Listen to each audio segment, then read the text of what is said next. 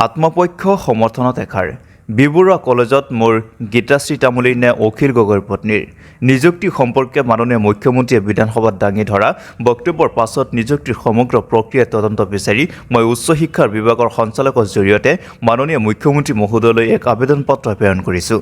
এই আবেদন পত্ৰৰ কোনো আনুষ্ঠানিক সঁহাৰি সদুত্তৰ নোপোৱা পৰ্যন্ত মই ধৈৰ্যৰে অপেক্ষা কৰিব লাগিব। এগৰাকী শিক্ষক বা সাধাৰণ চৰকাৰী কৰ্মচাৰী হিচাপে এনেদৰে অপেক্ষা কৰি থকাৰ বাহিৰে মোৰ কোনো গত্যন্তৰ নাই। মই ৰৈ আছোঁ। এই সময়ছোৱাত মোৰ শুভান্যধায়ী সৎ জীৱনাদৰ্শত বিশ্বাসী যিসকল অগ্ৰজ অনুজ ব্যক্তি প্ৰাক্তন আৰু বৰ্তমানৰ ছাত্ৰ ছাত্ৰী তথা বিদ্যুৎ মহলৰ বৰেণ্য ব্যক্তিয়ে মোৰ প্ৰতি অভাৱিত সমৰ্থন আগবঢ়ালে সেইসকলৰ প্ৰতি মোৰ অন্তৰৰ কৃতজ্ঞতা যাচিলোঁ।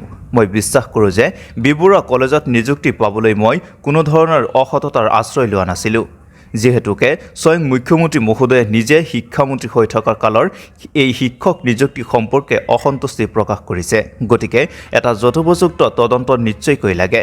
ময়ো জানিব বিচাৰোঁ 14 বছৰৰ পাছত অভিযোগ উত্থাপন হোৱা এই নিযুক্তিৰ অন্তৰালত সেই সময়ৰ নিযুক্তিৰ বিধি অনুসৰি সঁচাকৈয়ে কিবা অনিয়ম হৈছিল নেকি? অনিয়মৰ বিষয়ে জানিও সংশ্লিষ্ট পক্ষসমূহ ন্যায়ালয়লৈ নগ'ল কিয় মোক পাহা খেলাৰ গতি সজোৱা হ'ল? ৰাজনীতিৰ পক্ষ বিপক্ষৰ পৰা আঁতৰত মই নিজে এটি পক্ষ অভিযুক্ত, কিন্তু কি কৰিছিলোঁ?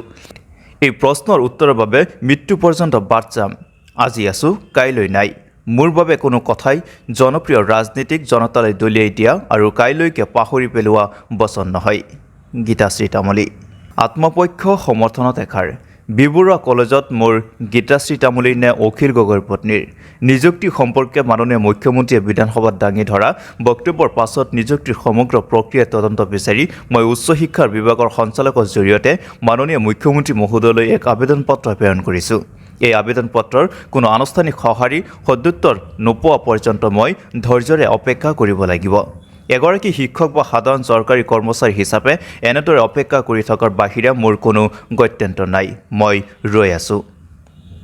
এই সময়ছোৱাত মোৰ শুভান্যধায়ী সৎ জীৱনাদৰ্শত বিশ্বাসী যিসকল অগ্ৰজ অনুজ ব্যক্তি প্ৰাক্তন আৰু বৰ্তমানৰ ছাত্ৰ ছাত্ৰী তথা বিদ্যুৎ মহলৰ বৰেণ্য ব্যক্তিয়ে মোৰ প্ৰতি অভাৱিত সমৰ্থন আগবঢ়ালে সেইসকলৰ প্ৰতি মোৰ অন্তৰৰ কৃতজ্ঞতা যাচিলোঁ। মই বিশ্বাস কৰোঁ যে বিবৰুৱা কলেজত নিযুক্তি পাবলৈ মই কোনো ধৰণৰ অসততাৰ আশ্ৰয় লোৱা নাছিলোঁ, যিহেতুকে স্বয়ং মুখ্যমন্ত্ৰী মহোদয়ে নিজে শিক্ষামন্ত্ৰী হৈ থকা কালৰ এই শিক্ষক নিযুক্তি সম্পৰ্কে অসন্তুষ্টি প্ৰকাশ কৰিছে। গতিকে এটা যথোপযুক্ত তদন্ত নিশ্চয়কৈ লাগে। ময়ো জানিব বিচাৰোঁ 14 বছৰৰ পাছত অভিযোগ উত্থাপন হোৱা এই নিযুক্তিৰ অন্তৰালত সেই সময়ৰ নিযুক্তিৰ বিধি অনুসৰি সঁচাকৈয়ে কিবা অনিয়ম হৈছিল নেকি? অনিয়মৰ বিষয়ে জানিও সংশ্লিষ্ট পক্ষসমূহ ন্যায়ালয়লৈ নগ'ল কিয় মোক পাহা খেলাৰ গতি সজোৱা হ'ল? ৰাজনীতিৰ পক্ষ বিপক্ষৰ পৰা আঁতৰত মই নিজে এটি পক্ষ অভিযুক্ত, কিন্তু কি কৰিছিলোঁ?